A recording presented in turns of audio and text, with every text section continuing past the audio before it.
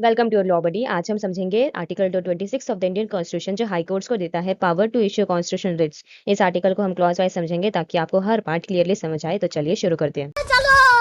Clause 1 जो है ये कहता है कि हाई कोर्ट के पास में रिट्स इशू करने की पावर है, same as the supreme court के पास आर्टिकल 32 में होती है। ठीक है, ये पावर पूरी टेरिटरी में वैलिड होती है जहां तक वो हाई कोर्ट के जुरिस्डिक्शन एक्सटेंड करता है। रिट्स इशू किए जा सकते हैं किसी भी पर्सन को, अथॉरिटी को या गवर्नमेंट के खिलाफ, और रिट्स फंडामेंटल राइट्स के इन्फोर्समेंट के लिए भी हो सकती है या किसी और लीगल राइट के प्रोटेक्शन के लिए भी। ठीक है, अब हम बात करते हैं कि किस तरीके के types of writs high court issue कर सकता है।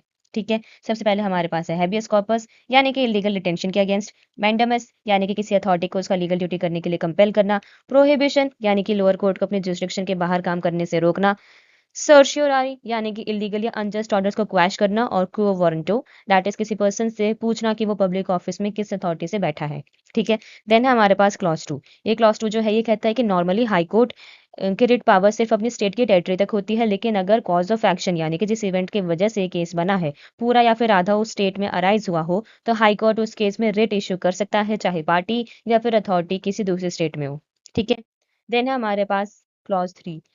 ये कहता है कि अगर हाई कोर्ट किसी केस में इंटरिम स्टे या फिर इंजंक्शन ऑर्डर देता है बिना दूसरे पार्टी को सुने हुए, ठीक है, तो दूसरी पार्टी एप्लीकेशन दे सकती है ऑर्डर वेकेट करने के लिए। हाई कोर्ट को यह application with in 2 weeks decide करनी होती है। अगर 2 हफ्ते से ज्यादा डिसाइड नहीं होती है या फिर 2 हफ्ते में भी डिसाइड नहीं होती है, तो इंटरिम ऑर्डर ऑटोमेटिकली वेकेट हो जाएगा। ठीक है, देन है हमारे पास क्लॉज 4। ये कहता है कि आर्टिकल 226 में जो पावर है हाई कोर्ट को दी गई है वो सुप्रीम कोर्ट के आर्टिकल 32 के पावर के अगेंस्ट नहीं है।